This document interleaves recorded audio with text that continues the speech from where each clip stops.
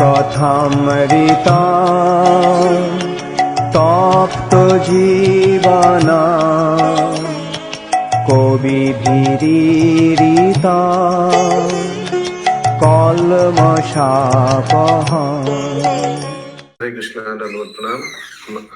আমরা ছিল জীব গোস্বামী কৃত শ্রী শ্রী গোপাল চম্পু গ্রন্থের পূর্ব পর্বে আছি। প্রথম খণ্ড চলছে, তৃতীয় অধ্যায়। আজকে আমরা শ্লোক সংখ্যা 36 থেকে শুভারম্ভ করব।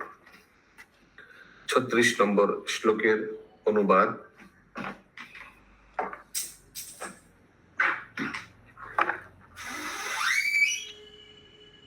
তারপর স্বর্গে পুষ্প বৃষ্টির সহিত সাধু সাধু শব্দে প্রকাশ্যভাবে ধ্বনি হইতে লাগিল এবং সভাস্থলে সভা সদ্ব্যক্তিগণের প্রফুল্ল নেত্রের সহিত জয় জয় এই মঙ্গল রব উচ্চারিত হইতে লাগিল। हिंदी हिंदी लगेगा, नहीं लग रहा है? ठीक है, नहीं पढ़ रहे हैं। मेरे को लगा भारती माता जी स्टार्ट करेंगे। श्री उपनंद जी के ऐसा कहते ही आकाश से पुष्प वृष्टि के सहित साधु साधु अर्थात बहुत ठीक, बहुत अच्छा किया, यह ध्वनि स्पष्ट रूप से प्रकट हुई। यहाँ पर सभा में सभासदों के खिले हुए नेत्रों के सहित मंगलमय जय जयकार होने लग गए। ठीक है, ठीक है। जिनका जिनका बुक एक बार आप पढ़िए, एक बार एक श्लोक भारती माता जी पढ़िए। यस पंकज प्रभु। हरे कृष्ण बाबू जी, स्क्रीन शेयर तो होएगा हिंदी में, तो उसको तो लोग साथ साथ पढ़ भी सकते हैं फिर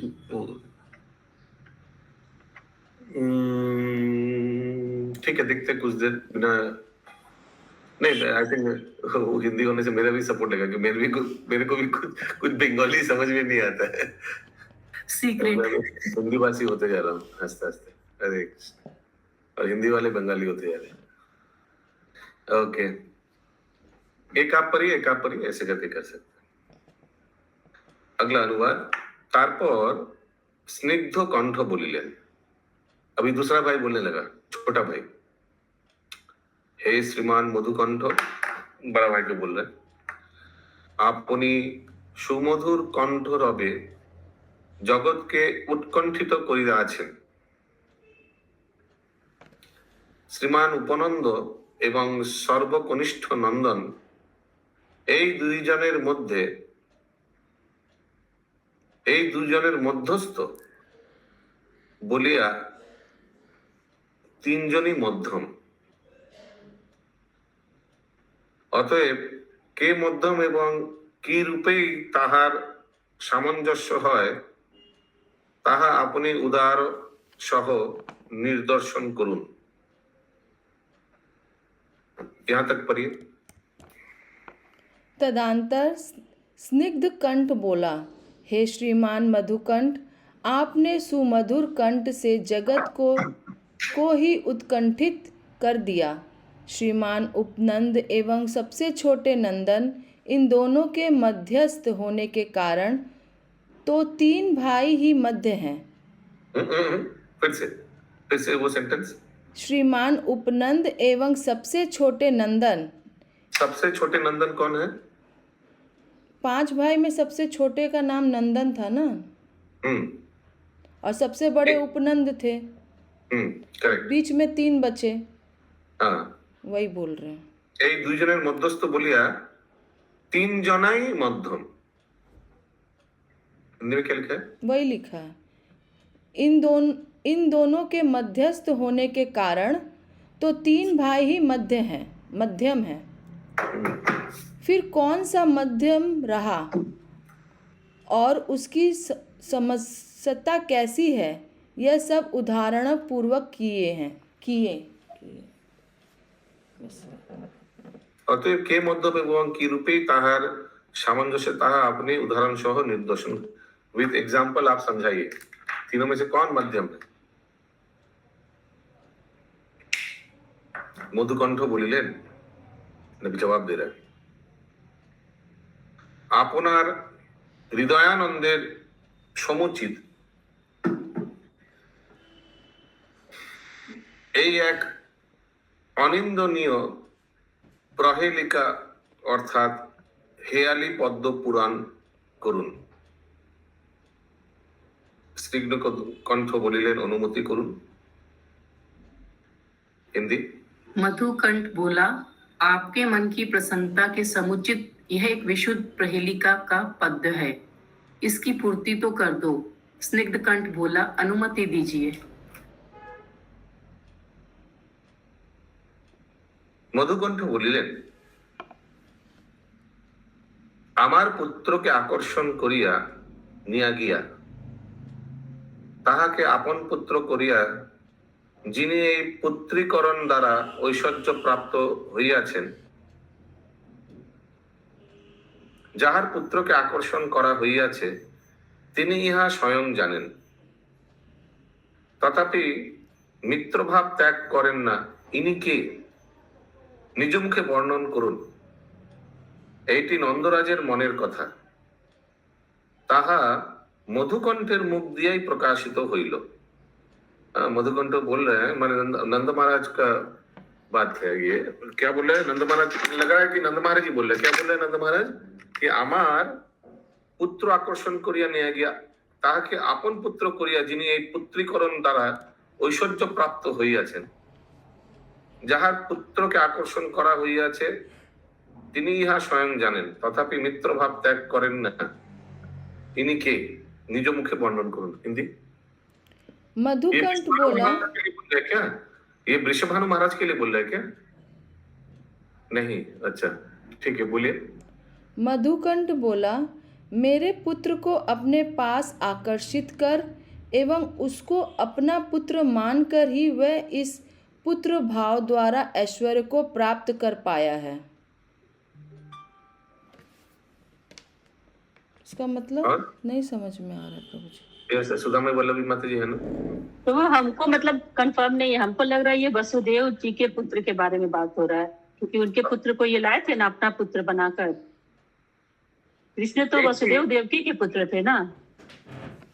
এইটি নন্দরাজের মনের কথা, তাহা মধুকণ্ঠের মুখ দিয়ে वो প্রকাশ। मन में सोच रहे हैं।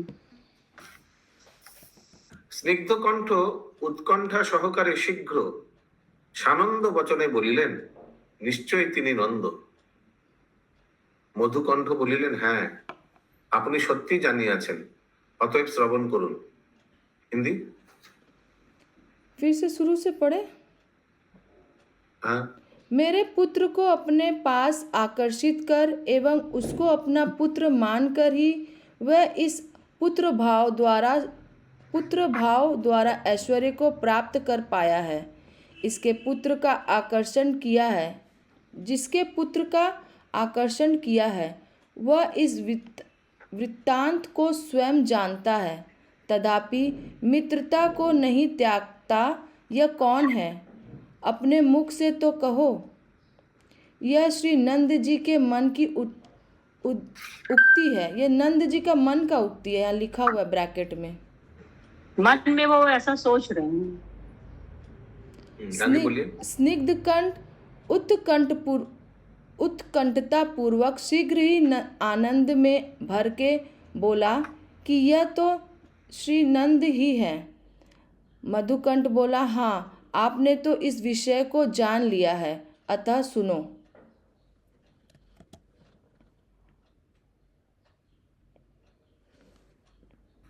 স্নিগ্ধ কণ্ঠ आगे आगे स्टैंजा पढ़िए प्रभु, क्लियर हो जाएगा आगे का स्टैंजा। উৎকণ্ঠা সহকারে শীঘ্র সানন্দ বচনে বলিলেন, নিশ্চয় তিনি নন্দ। মধুকণ্ঠ বলিলেন, হ্যাঁ আপনি সত্যিই জানিয়াছেন, অতএব শ্রবণ করুন। লোকমাত্রই নিজের অল্প গুণ দ্বারা বহুতর গুণাতিরিক্ত নিজ পূজা ও নিজ সুখ বাঞ্ছা করিয়া থাকে। যিনি সাতিশয় নিজ গুণ দ্বারা অন্য জন সম্বন্ধে পূজা ও সুখ সর্বদা বাঞ্ছা করেন, তিনি এই শ্রী ব্রজরাজ। যেহেতু ইনি সুরাঙ্গজ বসুদেবকে প্রীতিযুক্ত করিবার নিমিত্তে সেই হানি অর্থাৎ পুত্র বিচ্ছাদ আদি সহ্য করিয়াছেন এবং ইহার চিত্ত অল্প মাত্র সখ্য বা মিত্রকে ভেদ করে নাই। হিন্দি। देखो भैया, जन्मात्र ही अपने थोड़े से गुण द्वारा अपनी अधिक पूजा और सुख चाहता है, और जो अपने उन महान गुणों से भी सदा दूसरे की ही पूजा एवं सुख चाहते हैं, ऐसे तो ये श्री वज्रराज ही हैं। इसी कारण से इन्होंने श्री वसुदेव जी की प्रसन्नता के हेतु पुत्र वियोग आदि वे हानियां सही हैं, तथा इनका चित्त अल्प मात्र भी मित्रता को तोड़ता नहीं।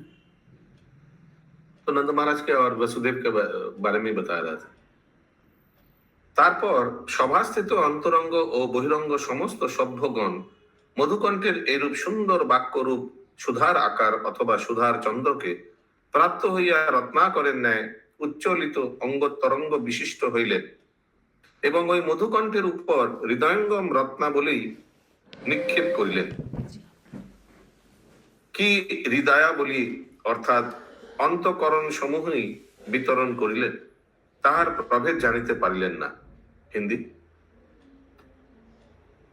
तदंतर सभा स्थित अंतरंग एवं बहिरंग सभी सभ्य गणों ने मधुकंठ के इस प्रकार के सुक्ति सुधाकर को प्राप्त कर समुद्र की तरह उछलती हुई अंक की तरंगों से विशिष्ट होकर मधुकंठ के ऊपर हृदयंगमय रत्नावली फेंकी अथवा अपना अंतकरण समूह ही वितरण कर दिया। इस भेद को वे स्वयं भी नहीं जान सके। उन्हें गिफ्ट दिया खुश होकर मधुकंठ को। ये अपना पूरा हार्ट ही दे दिया, हार्ट। कोई ने रखना। प्रभु जी यहाँ पे ये मधुकंठ अपने छोटे भाई के लिए कुछ तारीफ कर रहे हैं। मधुकंठ नंद महाराज के बारे में तारीफ कर रहे हैं कविता के द्वारा। अगला अनुवाद। তারপর স্নিগ্ধকণ্ঠ বলিলেন, তারপর মধুকণ্ঠ বলিলেন, তারপর এই শ্রীমান ধন্য পর্জন্য শ্রী গোবিন্দের পদারবিন্দ ভজনের নিমিত্তে বৃন্দাবনে প্রবেশ করিলেন এবং পুত্রগণ সংক্ষেপে সমস্ত শাস্ত্রের সারমর্ম জানিতে ইচ্ছুক হইলে তাহাদিগকে তাহা উপদেশ করিলেন। হিন্দি।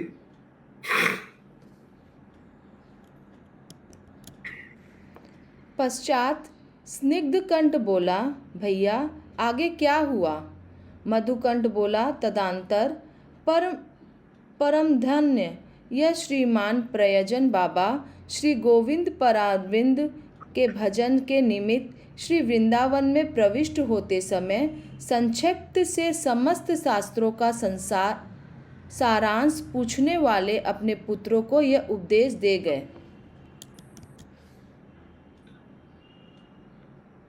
क्या उपदेश दे गए? अभी पुत्र और पिता यानी पर्जन्य और 5 पुत्र का बीच में वार्तालाप। पुत्र दिगेर प्रश्न যথা। उनका पुत्र कौन कौन है? माने 5 उपनंद नंद एक्सेट्रा। पुत्र दिगेर प्रश्न যথা। ভয়ের মূল কি? এই প্রশ্নের উত্তর অদৃষ্ট অর্থাৎ প্রাক্তন কর্ম। एक एक करके पढ़िए। पुत्रों का प्रश्न यथा पिताजी भय का मूल कारण क्या है? उत्तर अदृष्ट अर्थात अपना प्राचीन कर्म। ठीक है ना, इसका उत्तर दे दिया। आश्रय की এই প্রশ্নের উত্তর হরিভক্ত জগতের মধ্যে। हाँ ठीक है। प्रश्न आश्रय या रक्षक कौन है? उत्तर श्री हरि का भक्त। জগতের মধ্যে প্রার্থনীয় বস্তু কি? এই প্রশ্নের উত্তর ভগবত ভক্তি। प्रश्न जगत में प्रार्थनीय वस्तु क्या है? उत्तर श्री हरि की भक्ति। সুখ কি? এই প্রশ্নের উত্তর কৃষ্ণ প্রেম। प्रश्न सबसे बड़ा सुख क्या है?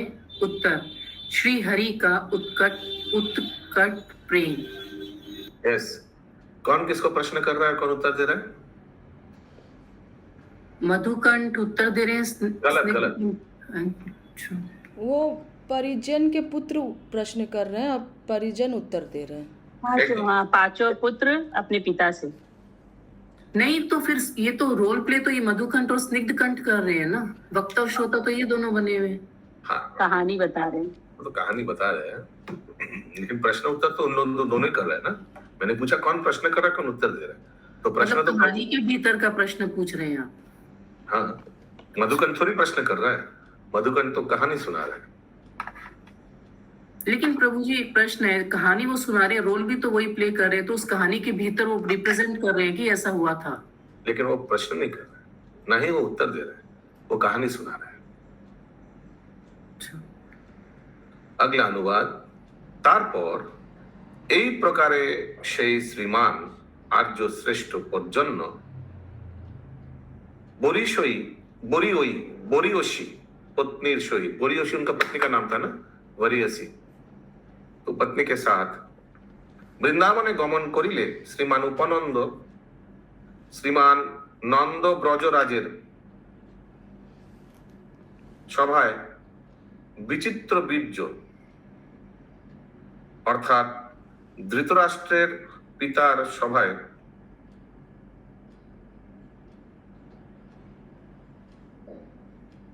भीष्मदेवेर न्याय স্বাধীন মন্ত্রী রূপে এবং নিজ নামের অনুরূপ ভাবে অবস্থিত ছিলেন। শ্রীমান নন্দ মন্ত্রণা ছলে বিশেষ রূপে তার আজ্ঞা গ্রহণ পূর্বক সুরাজা হইয়া प्रजापुंजके सर्वदा पालन करते लागिलेन। बहुत इंपॉर्टेंट श्लोक है, ध्यान से सब सुनिए। इस प्रकार उपदेश देकर वरियसी नामक अपनी भार्या के सहित पूज्यपाद श्री परिजय बाबा ने श्री वृंदावन चले जाने के बाद श्रीमान उपनंद जी ब्रज के महेंद्र श्रीमान नंद जी की सभा में, धृतराष्ट्र की सभा में श्री भीष्म जी की तरह अपने नाम के अनुरूप स्वाधीन मित्र पद का प्रतिष्ठित हो गए। श्रीमान नंद जी की सलाह के बहाने विशेष रूप से श्री उपनंद जी की आज्ञा को ही ग्रहण करते हुए सुराजा होकर सर्वदा समस्त प्रजा की रक्षा करते थे। माने बाद में नंद महाराज जैसे भीष्म पितामह नाम के वास्ते थे, सब वही करते थे, लेकिन धृतराष्ट्र राजा था। हरे कृष्ण प्रभु जी। उपनंद राजा था। एक सेकंड मैं अपना बोल दूं, फिर आप उसको सुधार देना। हाँ। उसी तरह उपनंद,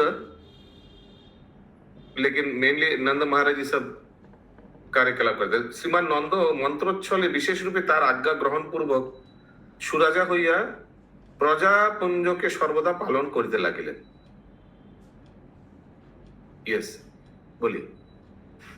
हाँ प्रभु जी, यहाँ पे ये मतलब जो अब उपनंद थे वो उनका तुलना किया गया है भीष्म पितामह से।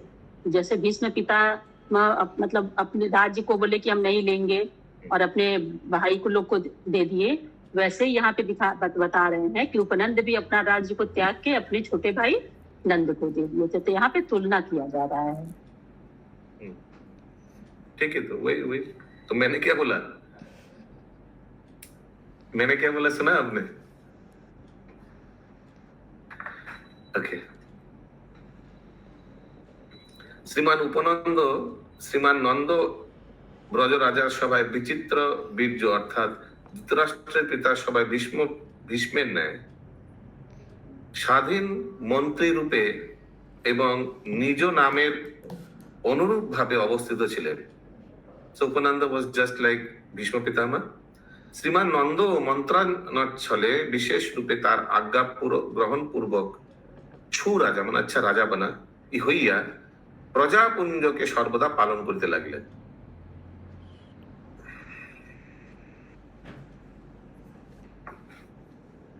सो ऑल्दो उपनंद बड़े भाई थे, उनका होने का राजा होने का था, लेकिन नंद महाराज राजा बने।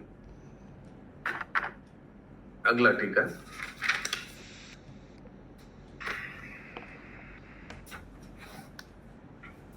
প্রজা পালন বিষয়ে এইরূপ অনুষ্ঠান অত্যন্ত আশ্চর্যজনক হইয়াছিল, তথা এই শ্রী নন্দ পিতৃকত সমস্ত নিয়মাবলী রক্ষা করিয়াছিলেন। ধর্ম, অর্থ, কামরূপ, পুরুষার্থ বিপদাপন্ন হয় নাই, অর্থাৎ যথানিয়মে প্রতিপালিত হইয়াছিল। আর তদীয় সম্পত্তিও কণ্ঠিত হয় নাই। এই কারণে তিনি সহসা বৃদ্ধি পাইয়াছিলেন। হিন্দি। प्रजा पालन विषय में इस प्रकार का अनुष्ठान अत्यंत आश्चर्यजनक था। श्री नंद जी ने पिता की बनाई हुई सारी नियमावली की रक्षा की, जिस नियमावली में धर्म, अर्थ, काम, मोक्ष रूप पुरुषार्थ की किंचित भी हानि नहीं हो पाती थी। पिता की संपत्ति इनके वशीभूत न हो पाई, इसी कारण ये हठात वृद्धि को ही प्राप्त हो गए। यही आश्चर्य है। अर्थात इनकी संपत्ति दिन दूनी रात चौगनी जब बढ़ती ही जाती थी, तो वश में कैसे आवे, अतः वृद्धि ही वृद्धि दिखाई पड़ती थी। सबको समझ में आ रहा है क्या हो रहा है? माने बहुत तरक्की हो रहा था, और क्योंकि उन्होंने पिताजी का जैसे आज्ञा पालन किया, पिताजी जैसे चला रहा था पुरजन्य राजा, वैसे ही नंद महाराज भी राज्य को चलाने लगा। अगला अनुवाद बंगाली में बहुत लंबा है, तोड़ तोड़ के करेंगे। তারপর এই রূপে ব্রজবাসীজন দ্বারা পরিবেষ্টিত এবং সুন্দর ভূপতি সমবেত দেশ সর্বপ্রকারে বর্ধনশীল সমৃদ্ধির চরম সীমা প্রাপ্ত হইল, কিন্তু কোনো এক প্রকার উৎকণ্ঠা দীপশিখার মতো রূপ ধারণ করিয়া ক্রমে প্রকাশ লাভ করিয়াছিল। মানে সফলই সফল हो रहा है देश। সকল লোকের প্রাণ তুল্য নিজ বংশীয় গোকুল রাজ नंदेर संतान जन्मिल ना। सब ठीक चला था, लेकिन कोई पुत्र नहीं हो रहा था। नहीं, हाँ, नंद महाराज का पुत्र नहीं हो रहा था। हाँ, करेक्ट। এই রূপ উৎকণ্ঠায় বৃদ্ধি পাইয়াছিল। যত কাল গত হইতে লাগিল, ততই আশার বিনাশ দেখিয়া সকল লোকেই অতিশয় দুঃখে পতিত হইয়াছিল। इसमें एक स्टार दिया हुआ है। বিপুল রাজ্য সুখ সত্ত্বেও পুত্রের অভাবে রাজ্য মধ্যে বিশেষত পিতামাতা প্রভৃতির মনে দুরাকাঙ্ক্ষা এবং মাতৃপিতা কর্তৃক স্বপ্নযোগে অভিলাষিত পুত্র দর্শন, এই ভাবটি রঘুবংশ ও কাদম্বরী হইতে সংগৃহীত বলিয়া বোধ হয়।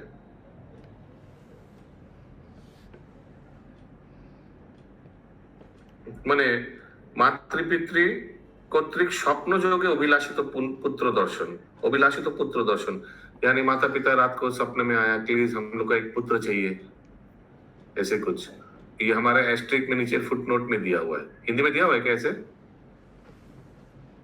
এই ভাবটি रघुवंश यानी रामचंद्र जी का वहां भी, ओ कादम्बरी आई डोंट नो यहाँ कैसे आ गया, तो हम लोग म्यूजिक में यूज करते हैं, হইতে সংগৃহীত বলিয়া বোধ হয়।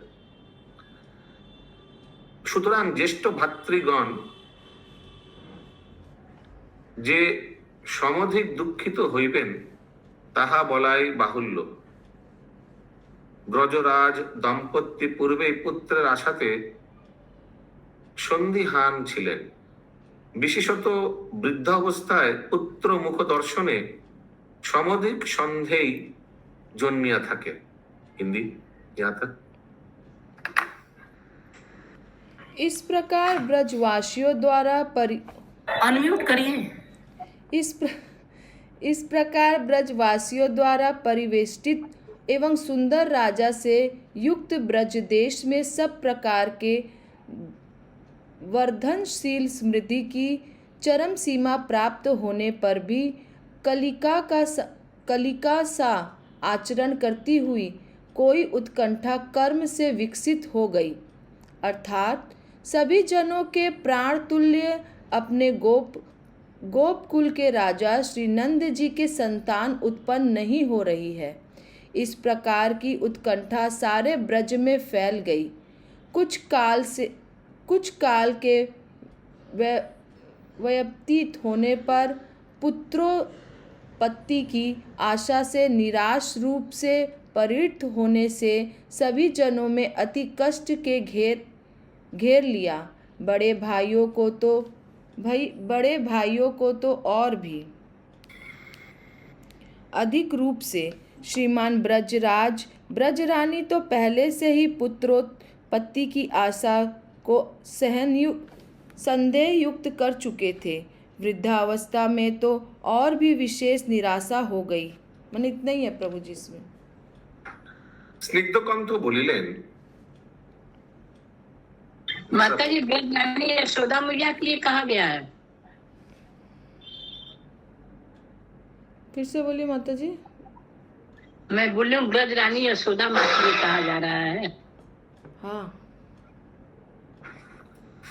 স্নিগ্ধকণ্ঠ বলিলেন, তবে নন্দরাজের প্রিয়তম উপানন্দাদি কেন पुत्रेष्टि प्रभृति यज्ञेर अनुष्ठान करान नहीं?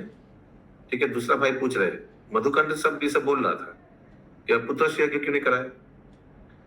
কেনই বা কালগতি নিপুণ হইলেও উভয়ের সন্দেহ জন্মিয়াছিল? উভয়ের ঈশ্বর প্রেরয়ন ইহাদের কি প্রকারে বা পুত্রের আশা হইবে?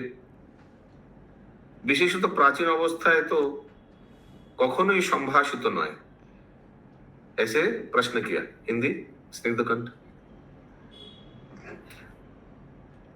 स्निग्धकंठ बोला, भैया जी, ऐसी स्थिति में श्री नंद जी के अतिशय प्यारे उपानंद आदि बड़े भाइयों ने पुत्रेष्टि आदि यज्ञ क्यों नहीं करवाए?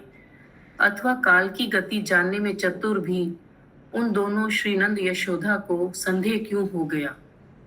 और दोनों को ही परमेश्वर परायण होने के कारण पुत्र की आशा भी क्यों होगी? फिर वृद्धावस्था में तो हो ही कैसे सकती है? मधुकंठ बोला, भाई अनुष्ठान अच्छा ये तक है क्या? मधुकंठ बोलिलेन, पुरोहित आदि द्वारा पुत्रेष्टि प्रभृति यज्ञेर अनुष्ठान करा हইলেও ताहा सफल হয় নাই। मैंने कराया था पुत्रेष्टि लेकिन कोई फायदा नहीं हुआ। स्निग्धकंठ बोलिलेन, ताहा की प्रकार? How is that possible? की प्रकारे बा अनुष्ठित यज्ञादि सफल হয় নাই এবং কি প্রকারে কাল গতি নিপুণ ব্রজরাজ ও ব্রজেশ্বরীর সন্দেহ অত্যন্ত আশা জন্মিয়াছিল। हिंदी। मधुकंठ बोला, भाई अनुष्ठान कराने पर भी वे पुत्रेष्टि आदि यज्ञ सफल न हो सके। स्निग्धकंठ बोला, यह किस प्रकार? अथवा किस प्रकार के यज्ञ अनुष्ठित होने पर भी सफल नहीं होते? एवं काल गति निपुण ब्रजराज और ब्रजेश्वरी को संदेह एवं अत्यंत आशा भी क्यों जमी हुई थी? मधुकंठ बोला, देखो भाई। अभी रुक जाइए। अच्छा, ये हिंदी और दे वर स्टिल होपफुल के संतान होगा, नंद महाराज और यशोदा माँ। फिर भी क्योंकि पूर्व जन्म में द्रोण धरा थे भगवान अवतरण होंगे तो संकेत तो मिल ही जाता है भगवान आने वाला है। मधुकंठ बोलिलेन, देखो ब्रजराज एवं ब्रजेश्वरी माने यशोदा माँ सर्वप्रकार सम्पत्ति बर्तमान থাকিলেও উভয়ের নির্জনে এইরূপ কথোপকথন হইয়াছিল।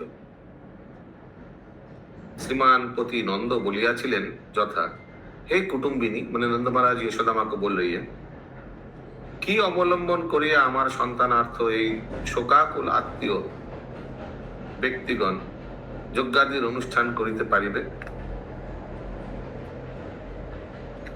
যেহেতু সংকল্প কল্পনার সময় আমার মন যেরূপ সর্বাপেক্ষা বিচিত্র পুত্রের জন্য অভিলাষ করিতেছে, সেই অপূর্ব পুত্র কিরূপেই বা কর্মজন্য অদৃষ্ট অর্থাৎ পুণ্যের গ্রাহ্য হইতে পারে। শুভাশুভ কর্মানুষ্ঠান হইতে এক প্রকার অপূর্ব অর্থাৎ অদৃষ্ট বা সংস্কার জন্মে এবং সেই সংস্কারের বশে প্রাণীর জন্ম বা দেহ ধারণ আদি হইয়া থাকে, অর্থাৎ অদৃষ্ট বশেই জীবের জন্ম মরণ আদি ঘটিয়া থাকে।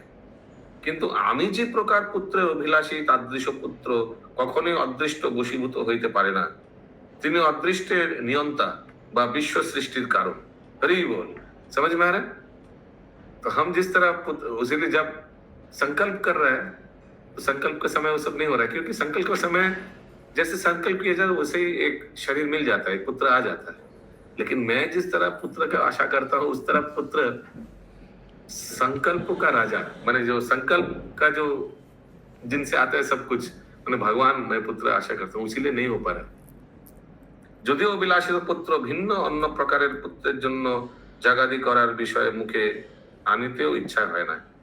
नॉर्मल चाइल्ड के लिए हमको इच्छा नहीं करता है अभिलाष करने के लिए। I want extraordinary, I want supreme lord to be my child.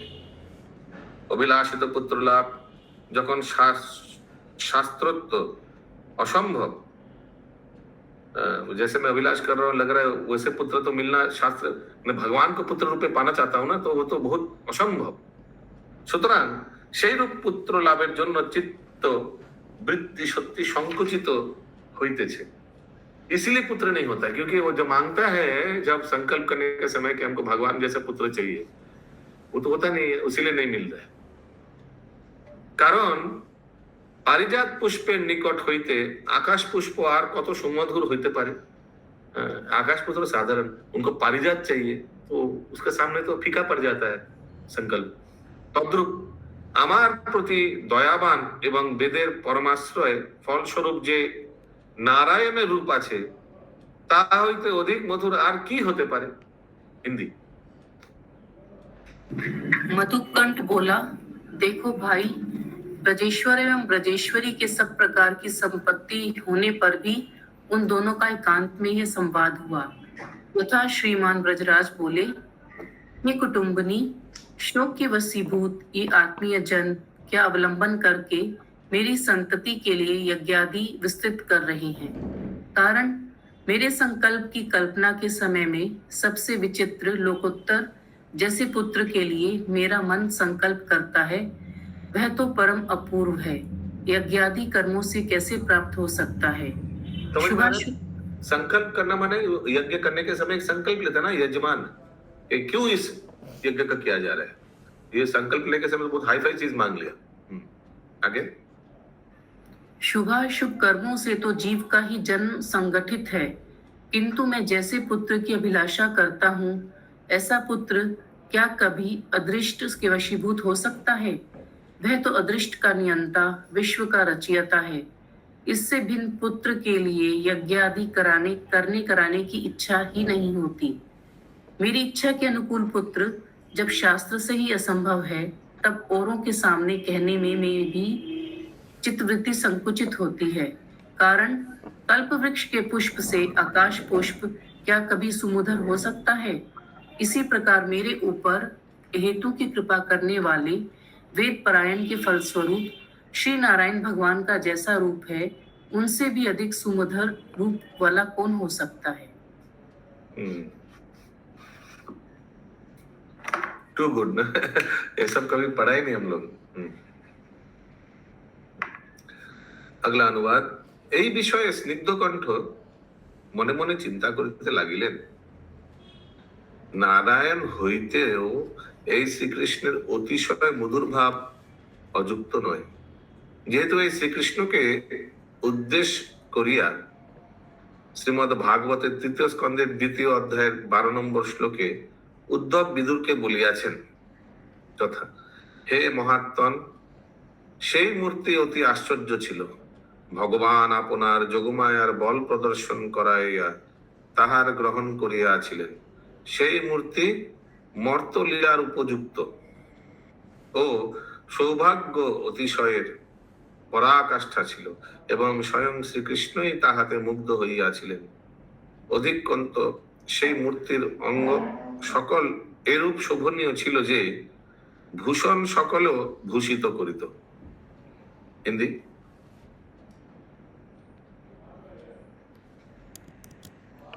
तदंतर स्नग्ध कंठ अपने मन में विचारने लगा कि नारायण से इन श्री कृष्ण की अधिक सुमधुरता अयुक्त नहीं है। कारण इन्हीं का उपदेश करके श्री भागवतम में श्री उद्धव जी ने श्री विदुर जी से के प्रति इस श्लोक में कहा है कि हे महात्मन विदुर, श्री कृष्णचंद्र ने लौकिक लीलाओं के योग्य अपने योग्य माया के बल को देखते हुए जो अपना श्री विग्रह प्रकाशित किया था, उसका लोकांतर सौंदर्य श्री कृष्ण को भी विकसित करने वाला था। सौंदर्यता की पराकाष्ठा थी। उसके प्रत्येक अंग भूषणों को भी भूषित कर देता है। अर्थात भूषणों से श्री कृष्ण के अंग की शोभा नहीं बढ़ती, अपितु श्री अंग के धारण करने वाले भूषण भी सुशोभित हो जाते हैं। ऐसा रूप को देख अन्य कौन जन विमुग्ध ना होंगे। समझ में आया ये क्यों सोच रहा है? ये छोटा भाई इसीलिए सोच रहा है स्निग्धकंठ, क्योंकि मधुकंठ ने बोला ना कि नंद महाराज सोचने लगा कि मैं जो पुत्र चाहता हूं उसका रूप ये वैकुंठ का नारायण से भी सुंदर। उस सुंदरता का वर्णन के लिए ये छोटा भाई श्रीमद् भागवतम के ये श्लोक को कोट कर रहे हैं मनी मन में।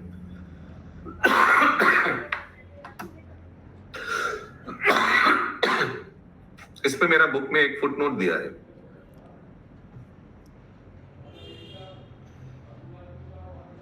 आप लोग का बुक में दिया है क्या फुटनोट? नहीं प्रभु, हिंदी बुक में कोई फुटनोट नहीं है। ये जो लास्ट में भूषण सकल के भूषित करित उसके लिए दिया है।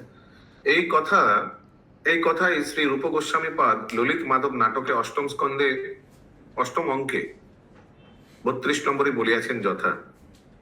অর্থাৎ দ্বারকায় মহিষী ভবনে মণি ভিত্তিতে শ্রীকৃষ্ণ নিজ প্রতিবিম্ব দেখিয়া ঔৎসুক্য সহকারে বলিয়াছে, আহা আমি এমন रूप तो কখনোই দেখি নাই।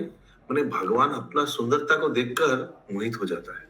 द्वारिका में कभी भगवान ने द्वारिका का जो फ्लोरिंग है मनी से भरा हुआ है ना, तो मनी में अपना रिफ्लेक्शन देखा, खुद को देखा, खुद का सुंदरता को देखकर आकर्षित हो गया भगवान। आहा भगवान बोल रहे আমি এমন रूप तो কখনোই দেখি নাই, ইহা বড়ই অদ্ভুত বা আশ্চর্যকারী মনে বিস্ময় উৎপাদন করিতেছে। বোধ হইতেছে যেন কোন মাধুর্য রাশি মূর্তিমান হইয়া আমার সম্মুখে শোভা পাইতেছে। ওহে আমিও যে ইহা দেখিয়া মুগ্ধ হইলাম, শুধু তাহাই নয়, শ্রী রাধা যেমন আমাকে দেখিয়া সসম্ভ্রমে আলিঙ্গন করিতে ইচ্ছা করেন, আমারও সেই रूप इच्छा হইতেছে। हरि बोल। जैसे श्रीमती राधा रानी हमको देखकर आलिंगन करना चाहते हैं, हम अपना रूप को देखकर, इतना सुंदर रूप को देखकर मेरे को खुद को आलिंगन करने की इच्छा कर रहे हैं अपने आप को। श्रीपाद कृष्णदास कविराजो এই শ্লোক অবলম্বে বলিয়াছেন, আপন মাধুর্যে হরে আপনার মন, আপনা আপনি চাহে করিতে আলিঙ্গন। चैतन्य चरितामृत मध्य अष्टम। हिंदी है क्या ये? नहीं है प्रभु जी, फुटनोट नहीं है। तो अभी इसीलिए आप लोग डिसाइड कीजिए कौन सा कहाँ से बुक खरीदीजिएगा, कॉलेज स्ट्रीट से या वृंदावन से, देख लीजिए। बहुत तो हिंदी वृंदावन से कर देंगे। अगला अनुवाद। তারপর স্নিগ্ধকণ্ঠ স্পষ্ট জিজ্ঞাসা করিলেন, তাহার পর इसके बाद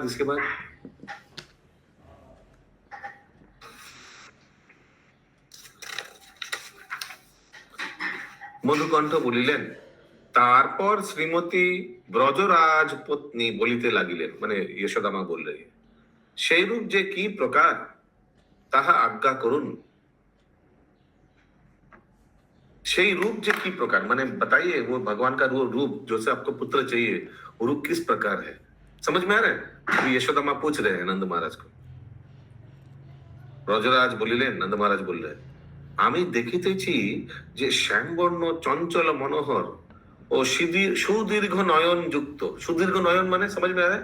एकदम एकदम फैला हुआ आँख, इतना चौड़ा आँख, अकर्ण, जैसे आपने देखा हम लोग जो गौरनिताई जो उधर लेके गया था, आँख एकदम ऐसे फैला हुआ आँख, सुदीर्घ नयन। একটি বালক তোমার দুগ্ধ উদিগর্ণকারী পয়োধর শোভিত ক্রোড় দেশে ক্रीड़ा করিতেছে, उहा की स्वप्न। मैं देख रहा हूँ ऐसे एक छोटा सुंदर बालक, एकदम फैला हुआ आँख, दूध पी रहा है आपका गोदी में, उहा की स्वप्न। क्या मैं सपना देख रहा हूँ ऐसे, अथवा जागरण, क्या मैं जगा हुआ हूँ? आहा, আমি নিশ্চয় করিতে পারতেছি না, हम ডিসাইড नहीं कर पा रहे। হে সহধর্মিনী, তুমি আমাকে সত্যি করিয়া বলো। আরে আস্তে। সেই বালক কি তোমারও অন্তর বিরাজ করিতেছে? ऐसे करके नंद महाराज पूछ रहे हैं। हिंदी माता जी मुझे पढ़ना ही आपको मुझे तदंतर स्निग्ध कंठ स्पष्ट बोला कि भैया जी आगे का प्रसंग कहिए। मधुकंठ बोला, पश्चात श्रीमती व्रजराज पत्नी बोली, वह रूप कैसा है सो कहिए। श्री नंद जी बोले कि मुझे तो श्याम वर्ण वाला चंचल एवं सुंदर विशाल नेत्रों वाला एक बालक दुग्ध बहाने वाले स्तनों से सुशोभित तुम्हारी गोदी में साक्षात खेलता हुआ दिखाई पड़ता है। यह क्या स्वप्न है अथवा जागृत अवस्था है, मैं इसका निश्चय नहीं कर पाता हूँ। हे सहधर्मनी, तुम सत्य कहो कि वह बालक तुम्हारे अंतकरण में भी सुफूर्ति पाता है क्या? মানে আপনি ऐसे कुछ देख रहे हैं क्या? अभी यशोदा माँ क्या बोल रहे देखिए। ব্রজেশ্বরী বলিলেন, হে শ্রীমান, নন্দ মহারাজ को बोल रहे हैं, আমারও এই প্রকার মনোবৃত্তি বুদ্ধিবৃত্তিকে অতিক্রম করিয়া বিদ্যমান রহিয়াছে। হরিব, কেবল বিশেষ লজ্জা হেতু তাহা কখনো আপনাকে নিবেদন করিতে পারি নাই। লজ্জা से मैं आपको आपसे शेयर नहीं किया। এখন সেই এই অসম্ভব মনোরথ হইতে নিবৃত্তি শাস্ত্রের বিচার অর্থাৎ বৈরাগ্য অবলম্বন করিয়া আমরা দুইজনে মনকে সংগত করিব। হিন্দি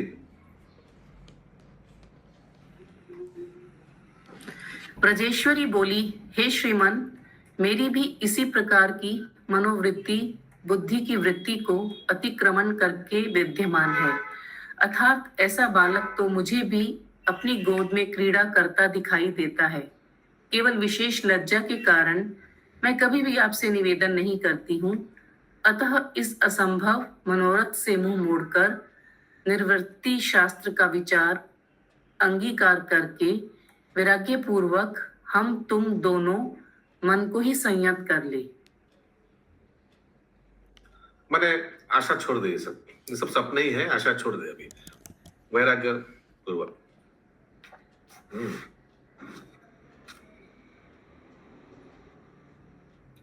फिर से मैं बंगाली में पढ़ रहा हूँ जो लास्ट सेंटेंस आपने पढ़ा। এখন সেই এই অসম্ভব মনোরথ, ये जो असंभव मनोरथ है, माने ये सब तो बहुत हाई फाई सोच लिया हम लोग ने।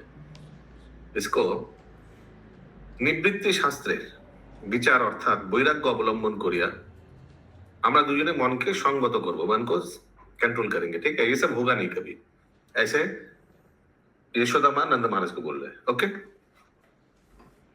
ये सुन के अभी देखिए नंद महाराज क्या बोल रहे हैं। ব্রজরাজ বলিলেন, যদিও আমিও মধ্যে মধ্যে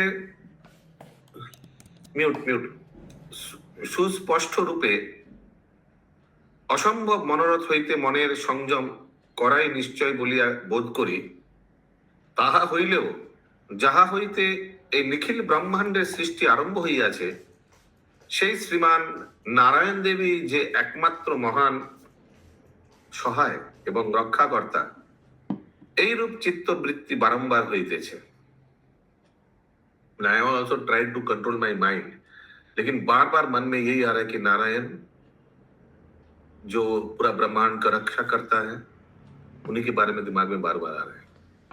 যিনি আমাদের সম্বন্ধে অদৃষ্ট ও অশ্রুতপূর্ব রূপকে যেন দৃষ্টির ন্যায় করিতেছেন, সেই নারায়ণদেব যখন পূর্বে সকল বিষয়ই করিয়াছেন, তখন তাহাও তাই তিনি নিশ্চয় করিবেন।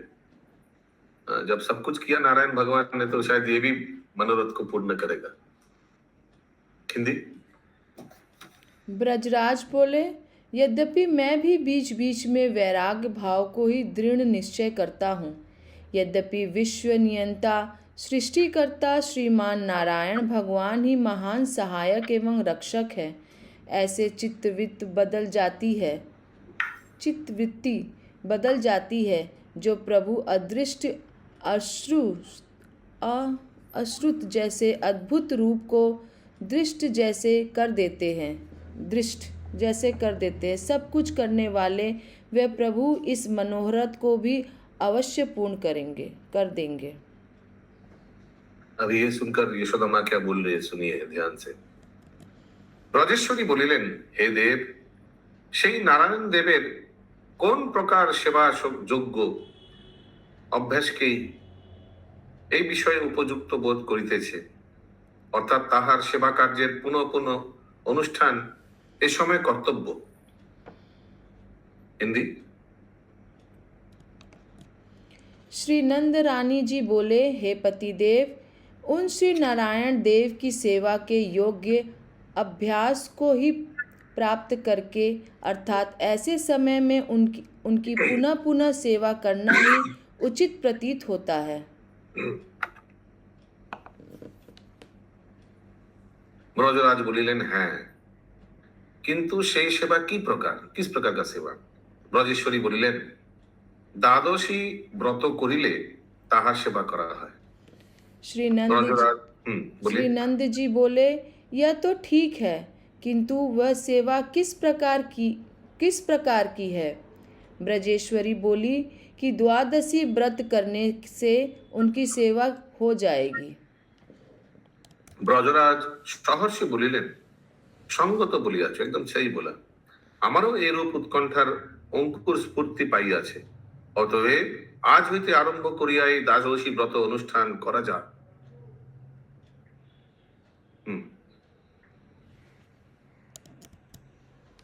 श्री ब्रजराज आनंद पूर्वक बोले, तुम तो हृदयंगम बात करती हो, क्योंकि मेरा भी ऐसा ही उत्कंठा के अंकुर उत्पन्न होते रहते हैं, अतः आज ही से यह व्रत आरंभ कर देना चाहिए। এই রূপে তাহারা দুইজনেই যখন সম্যক রূপে মন্ত্রণা করেন, সেই সময় সেখানে দেবতাদের দুন্দুভি ধ্বনি উৎপন্ন হইয়া সকলকে অতিক্রম করিয়াছিল, অর্থাৎ দুন্দুভি ধ্বনিতে সমস্ত শব্দ ব্যক্ত হইয়াছিল। उन दोनों के इस प्रकार वार्तालाप करते समय देवताओं की दुग्धुभि का शब्द सारे शब्दों को दबाकर लोक में पर्याप्त हो गया। श्री लजीव गोस्वामी की जय, श्री श्री गोपाल चंपू की जय, गौर प्रेमानंदे हरि हरि बोल, हरि बोल। बात की जय।